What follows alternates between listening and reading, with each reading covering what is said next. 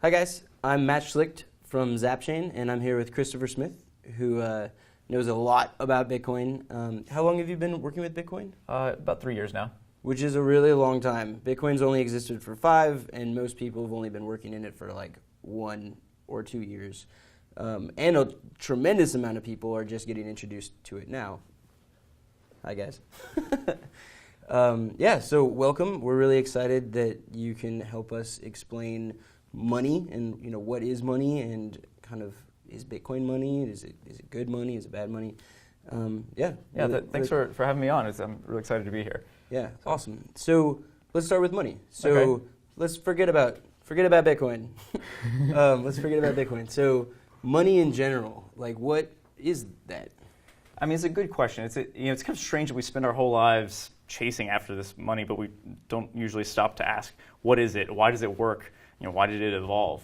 I can go buy a snack from the grocery store for $5, right? And then a $5 bill, I trade it, and then that grocer can then take a bunch of $5 bills and go use it to buy even more snacks from a distributor, right? And the distributor got them from someone else, right? So it's like a really complex chain of events that leads to me just buying something from the grocery store.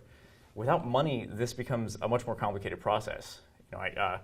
A lot of the middlemen have a much bigger job, and so it would be like I'd have to go to the original snack maker and barter with them. And if I didn't have something they wanted, if I didn't have a service or a good that they would be willing to accept, then I'd be out of luck. I couldn't have their snacks. Right. Which would suck. Yeah, exactly. So I mean, it's a big problem. Money is like an abstraction of human productivity. And I think abstraction maybe sounds kind of complicated to some people, but it's really not. We use abstractions all the time. It's like an abstraction is just an intermediary or a placeholder. And so instead of having like a bartering win-win situation, say I give you cheese and you give me a coat, instead I can say, okay, I'll give the cheese to someone else. We should do that deal. That's pretty good for me. You like cheese, huh? Yeah.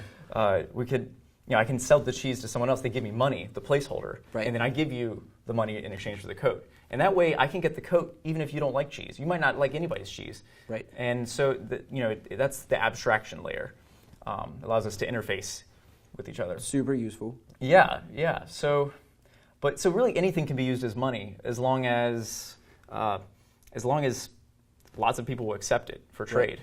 Right. However, some things are better for money than others. It's like you wouldn't choose tulips as your form of money because, like, let's say you need to save up for the coat. You're not making a lot of money on your cheese. You got to save up for a year. Well, if you're using tulips as your money, then after 2 weeks, everything you've saved is dead. So it's not good for money. Don't use tulips. Right. So there's also other properties that make good money. Like you want it to be scarce. You wouldn't want to choose the leaves of trees for your currency, right? Well, why should I give you my cheese in exchange for the leaves when I could just go pluck them off the tree myself and not give you my cheese? Right. So it's kind of a silly example, but what's the principle there? It's supply and demand. How much you can charge for something depends on how much there is and how much people want it. So when the money is scarce, that allows the value to be fairly stable. And the reason this is important is you can think about it like, what if the meaning of words was changing from one day to the next? Then it would be really confusing. You have this, it would be very difficult to communicate. So the same thing happens with money. How'd you go to the box? The too much opportunity, but you guys will get it. So how do we decide, like, if I do want to buy your cheese or a coat or whatever you're selling? How do we decide that this money that I'm going to use to buy that is good? Well, it's not just one person's decision, right? Because it's sort of like if you trade with other people a lot, you end up figuring out that it's good to collect things that lots of people want. So Bitcoin is a sort of endpoint of that process where it's less and less specifically valuable as a tool. You can't eat money. But it's something you can trade with people. You could, maybe. Well, you could, yeah. I wouldn't recommend it. Don't do it. But they're learning a lot about what not to do today. Right. I mean, there's money is only valuable because other people are valuable, right? If you your money, all your money, to the moon with you. You couldn't build a house with it. You wouldn't be the richest. You'd be the richest person around, but there's nothing to buy there, right? Right. So I mean, that's a kind of, we get fixated on money. There's a sort of emotional attachment to money. I mean, if people think about, if I lose my job, they get scared. It's like there's a real starvation fear there, right? And this is the same sort of emotional bond that we used to have as a tribe when you knew everyone in your community. Right. If your tribe hates you, then you're probably going to die because you need other people to survive. But now, through the abstraction of money, we don't interact directly with people so much. We usually interact through this interface, this abstraction of money. Right. There's no bias. Well, right. It reduces bias, but it also has an inadvertent effect that we get emotionally attached to the interface and not to each other. And so lots of people will abuse other people for money, which is kind of silly because all you can buy with money is the work of other people. So, but if you're saying, so it's a collective decision, what is good money? In the sense that it needs to be something that lots of people agree is good for money. Right. And so one thing is, like we said, it shouldn't rot. That it needs to be a store of value. So this is why traditionally precious metals were used as a form of money, because you keep them for long periods of time and nothing happened to them, as long as they didn't get stolen or something. Another thing we were saying is it should be scarce. If there's too much of it, or if the supply is unlimited or varies from day to day, it's not stable enough to use as an abstraction.